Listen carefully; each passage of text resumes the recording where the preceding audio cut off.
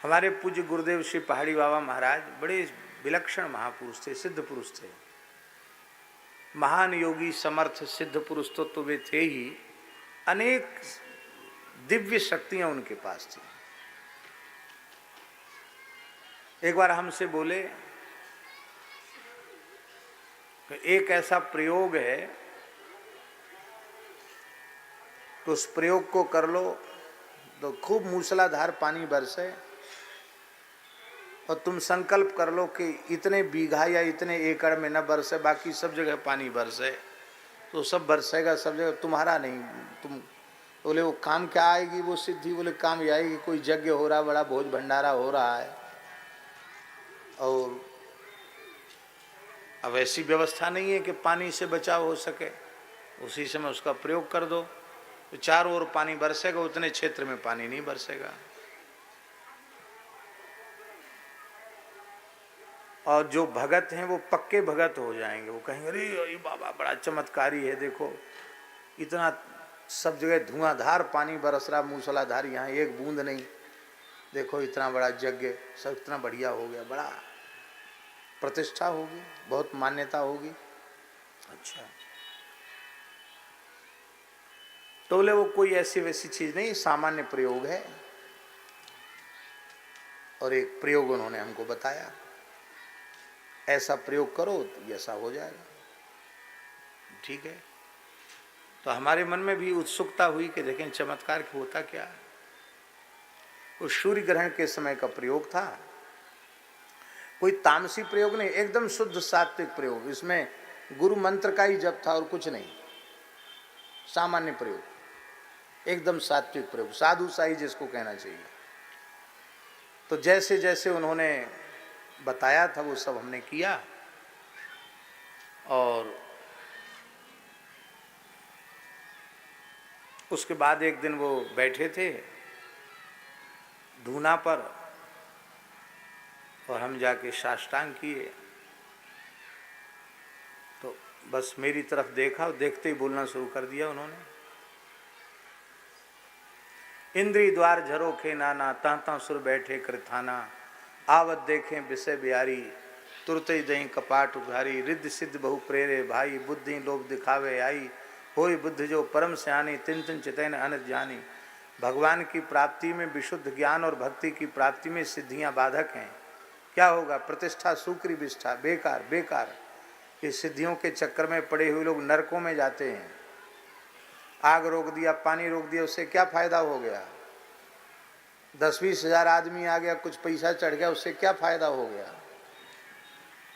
हम मन में सोचे लगे कि अभी तो 2-4 दिन पहले तो एकांत में बड़ी उन्होंने प्रयोग बताया, और अब ये नरक जाने वाली बात कह रहे हैं। अभी प्रयोग तो हमने किया ही नहीं। तो प्रयोग की एक वस्तु थी, कुछ नहीं, मिट्टी ही थी वो। तो उस प्रयोग की उस वस्तु को हम उठे वहां से थोड़ी देर बाद, और उसको हम जमुना जी में ही पधराया है। हमने कहा लो सिद्धि देवी, हमने प्रयोग तो किया नहीं, पर लो तुदीयम वस्तु गोविंद तुभ्यमेव समर्पये।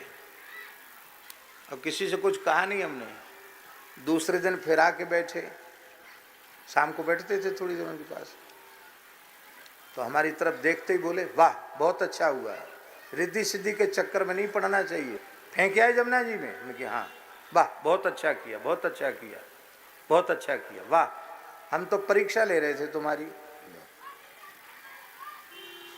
ऐसे त्रिकालदर्शी महात्मा कहने की, पूछने की, बताने की जरूरत नहीं।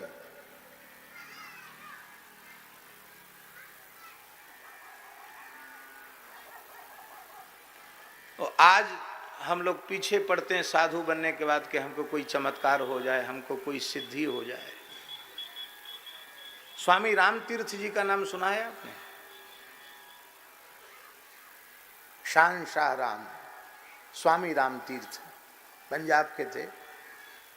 अब तो इस समय वो पाकिस्तान में चला गया, उस समय पंजाबी था। हैं?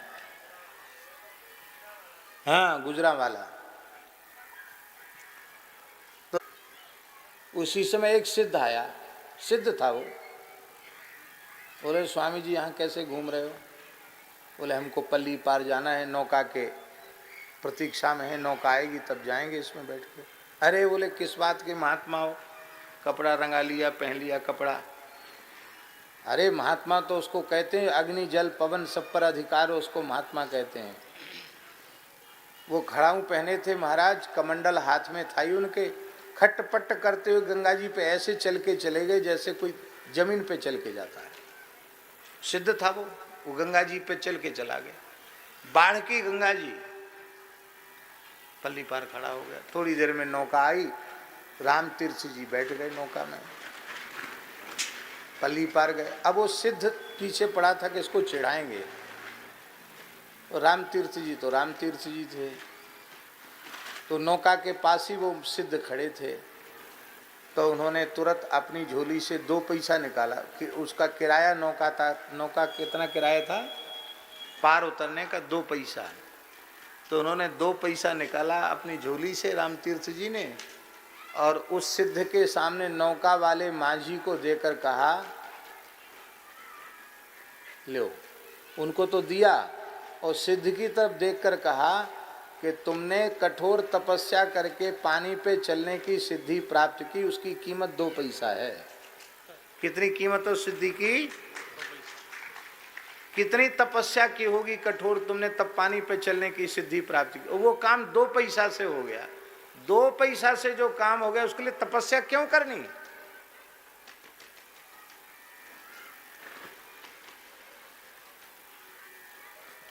समय आने पर महापुरुष कई बार दुष्ट के चित्त में परिवर्तन करने के लिए कभी भगवान की इच्छा से प्रयोग भी कर देते हैं, लेकिन सही बात यह है कि महात्मा तो महात्मा होते हैं। अभी स्वामी ने, रामदेव जी ने एक बात हमको बताई। स्वामी श्री भूमानंद परमहंस, अवधूत स्वामी श्री भूमानंद परमहंस जी के बारे में। यहाँ बेतवा और यमुना जी का संगम है, वहाँ गुफा में रहते थे बाबा। कुछ काल वहाँ गुफा में, मिट्टी की गुफा में बाबा रहे। तो किसी विषय को लेकर के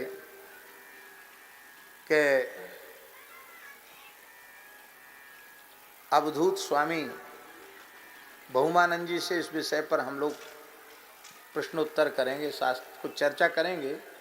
इस भाव से परम पूज्य श्री रोटी राम बाबा सिद्ध पुरुष और श्री परशुराम जी महाराज, वो भी इसी क्षेत्र के महापुरुष थे। ये दोनों महापुरुष गए जिस गुफा में बाबा श्री पूज्य स्वामी श्री भूमानंद जी महाराज विराजते थे, गए और जाकर खूब आवाज लगाई।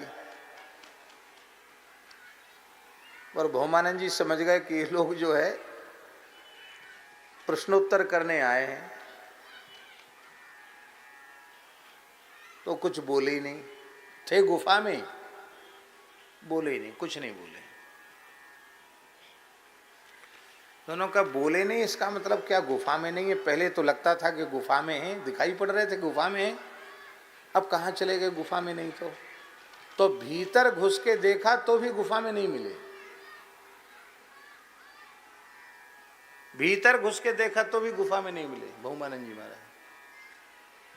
तो बाहर आके बैठ गए, बोले कहीं इधर उधर होंगे तो घूम फिर के आवेंगे। बहुत देर हो गई तो बोले अब चलो। तो जैसे ही जाने को तैयार हुए, सोई वो गुफा के भीतर से निकल आए।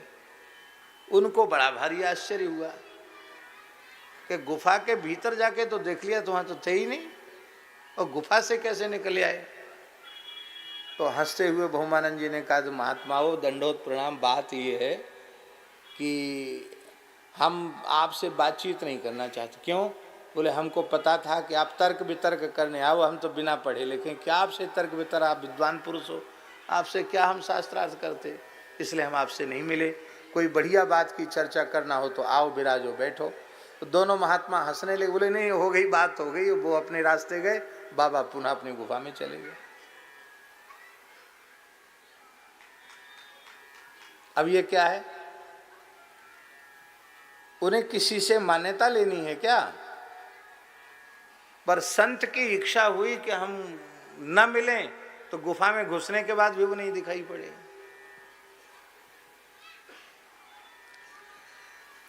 इधर सौराष्ट्र में एक जगह एक महात्मा थे रामानंद संप्रदाय के, उनका नाम था श्री रामदास जी महाराज।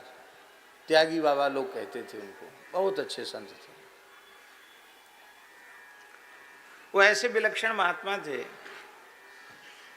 कि राजा साहब दर्शन करने आए रामदास जी महाराज का। उन्होंने कहा राजा आएगा फिर तो लोग कहेंगे कि राजा साहब आए तो तमाम जनता आएगी, भीड़ आएगी यहाँ। तो बाबा जी जिस आसन पर बैठ के भजन कर रहे थे उसी आसन पर बब्बर शेर बन के बैठ गए, बब्बर शेर। और जैसे ही राजा आए, उनके साथ सेवक युवक थे, निकट जैसे आए, हा करके उन्होंने दहाड़ मारी, पूरा जंगल कांप गया। वो राजा के साथ कर्मचारी भागे वहां से। उस जमाने में घोर जंगल तो था ही, चले गए। जब दूर जा गए तो क्या देखा, वहां शेर वेर कोई नहीं, बाबा जी बैठे, लेकिन राजा आया नहीं, वापस चला गया। तो हमने नहीं देखा उनको, पर हमने प्रामाणिक लोगों से सुना है कि कभी वो वहां होते तो दिखाई नहीं पड़ते, कभी सर्प और कभी सिंह।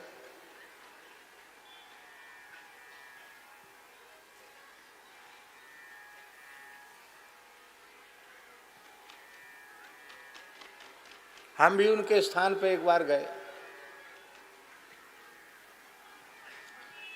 संत तो पधारे हुए उनको हो गए कम से कम 80 वर्ष हो गया होगा उन संत को भगवत धाम गए हुए। हम उनके स्थान पे गए। काला नाग, इतना बड़ा फण उसका, यहां से लेके वहां तक लंबा। तो शायद त्यागी जी थे साथ में कि नहीं थे। और हम लोग अपना कमंडल अचला लंगोटी जहां रखे थे वहीं वो महाराज एक कुंडली मार की हो। अब किसकी हिम्मत है अचला लंगोटी उठाने की? है किसी की हिम्मत? सब तो दूर खड़े हो गए। हमको कोई डर नहीं लगा, हम बड़े बिना डर भय के उसके निकट गए। वहीं बिल्कुल ऐसे कुंडली मार के बैठे वो, वहीं हमारे सब कपड़ा चला लंगोटी रखे। हमने हाथ जोड़ के कहा, प्रभु आपने दर्शन देकर बड़ी कृपा की, अब सब साधु घबरा रहे हैं, डर रहे हैं,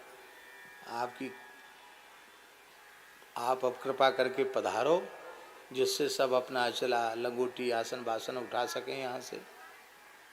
वह इतना सुनते ही जैसे कोई मनुष्य भाषा समझता है, ऐसे सुनते ही ऐसे करके चले, दिखाई नहीं पड़े। हमने गांव के लोगों से कहा, उन्हें कहा बोले बाबा रामदास जी का दर्शन तो नहीं होगा। भगवान जाने रामदास जी थे कि कौन थे। बोले सिद्धों के दर्शन इसी तरह से होते हैं, भगवान जाने कौन थे।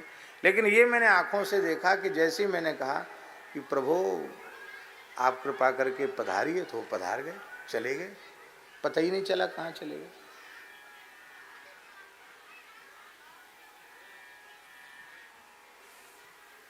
पर ये सिद्धियां कोई मंत्र तंत्र जंत्र की नहीं होती हैं, ये भगवान का नाम जपते जपते जपते जपते हैं।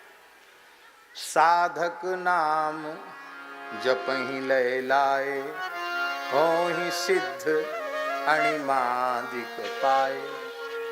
पर उनका वे प्रयोग नहीं करते हैं, सीधी सी बात।